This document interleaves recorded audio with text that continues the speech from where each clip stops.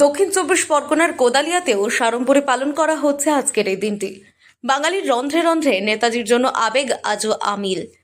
জন্মভিটে কোদালিয়া, দক্ষিণ শহরতলির সোনারপুর স্টেশন পরবর্তী স্টেশন সুভাষগ্রাম। সেখান থেকে রিক্সা অটো করে 2 কিলোমিটার পথ গেলেই সুভাষচন্দ্রের পৈতৃক ভিটে কোদালিয়া। প্রত্যেক বছরের মতন এই বছরেও আমাদের যে প্রথা, সেই প্রথা জাতীয় পতাকা উত্তোলন আমরা করেছি নেতাজির মূর্তি, আবক্ষ মূর্তির সামনে এবং নেতাজির পৈতৃক বাসভবনে। এই জাতীয় পতাকা উত্তোলনের পর নেতাজির মূর্তিতে মাল্যদান করে আমরা নেতাজির পৈতৃক বাড়ি সর্বসাধারণের জন্য উন্মুক্ত করে দিই এবং নেতাজির যে হরনাথ বিনাপানি লাইব্রেরিতে নেতাজির যে মিউজিয়াম আছে এইটা এবং নেতাজির পৈতৃক বাড়ি, এই দুটোই আমরা সর্বসাধারণের জন্য উন্মুক্ত করে দিই। অলরেডি আপনারা এখানে লাইন দিয়ে মানুষ এই বাড়ি দর্শন করছেন। সকাল থেকে নেতাজির পৈতৃক ভিটে কোদালিয়াতে ভিড় জমিয়েছে এলাকার মানুষজনেরা। নেতাজির ব্যবহৃত জিনিস, তার ঘর দর্শনার্থীদের জন্য খোলা থাকবে সন্ধে পর্যন্ত। ইতিমধ্যেই বহু মানুষ সেখানে গিয়ে সেই অতি মূল্যবান জিনিস বা স্মারক চাক্ষুষ করে আসছেন। অনেকেই দেখা যাচ্ছে সেলফি তুলতে। সাইরেন ও শঙ্খধ্বনি দিয়ে আজও পালন করা হয় নেতাজির জন্মদিন। আজকে নেতাজির, আমাদের বীর মহাসংগ্রামী নেতাজি সুভাষচন্দ্র বসুর জন্মদিন। তো আজকে এই উপলক্ষে ওনার পৈতৃক ভিটেতে আসলাম দর্শন করার জন্য। আর এই দিনটি ভীষণ আমাদের প্রত্যেকটি বাঙালির গর্ব এবং প্রচন্ড রকমের আবেগপূর্ণ ব্যাপার।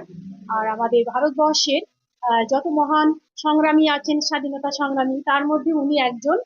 এবং আমাদের এখনকার প্রজন্ম যাতে মনে রাখেন, ছোট ছোট বাচ্চারা, স্কুলের বাচ্চারা, তার জন্য এই দিনটিতে বিশেষ করে স্কুল কলেজের বাচ্চাদের তো অতি অবশ্যই আমাদের, বিশেষ করে দক্ষিণ চব্বিশ পরগনার সুভাষগ্রামের কোদালিয়াতে ওনার পৈতৃক ভিটে অবস্থিত। যদিও উনি জন্মগ্রহণ করেছিলেন উড়িষ্যার কটকে, কিন্তু ওনার বাবা জানকীনাথ বসু উনি এই এই ভিটিতে তৈরি করেছিলেন। উনি কিছুকাল এখানেই থেকেছিলেন।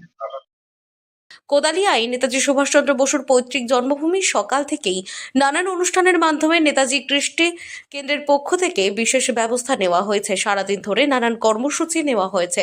নেতাজির ব্যবহার করা বিভিন্ন আসবাবপত্র থেকে শুরু করে তিনি বই, খাতা, চেয়ার, নেতাজি মিউজিয়াম সমস্তটাই জনসাধারণের জন্য খুলে দেওয়া হয়। নেতাজি সুভাষচন্দ্র বসুর এক আত্মীয় বেলা বোস, তিনি প্রত্যেক বছর এই দিনটিতে নেতাজির জন্মভিটেতে এসে হাজির হন। এবছরও তার ব্যতিক্রম হয়নি। তিনি এবছরও নেতাজির জন্মভিটেতে এই বিশেষ দিনে এসে হাজির হয়েছেন। প্রতি বছর দুর্গাপুজোর পর নেতাজি সুভাষচন্দ্র বসু দেশপ্রিয় পার্কের বাড়িতে বিজয় দশমীর প্রণাম সারতে যেতেন। রাজ্য সরকারের উদ্যোগে কোদালিয়ায় নেতাজির পৈতৃক ভিটেতে সংস্কারের কাজ করা হয়েছে, কিন্তু আরও সংস্কার ও সংরক্ষণের প্রয়োজন। নেতাজির বিভিন্ন জিনিসপত্র এখানে রাখা রয়েছে, যার ফলে বর্তমান প্রজন্মের মানুষজন জানতে পারবে একজন বিপ্লবী দেশনায়ক কি কি জিনিস ব্যবহার করত। প্রতি বছর এখানে এসে আমরা স্মৃতিচারণা ঘটে। দক্ষিণ চব্বিশ পরগনা থেকে সুমন সাহার রিপোর্ট, লোকাল 18 বাংলা।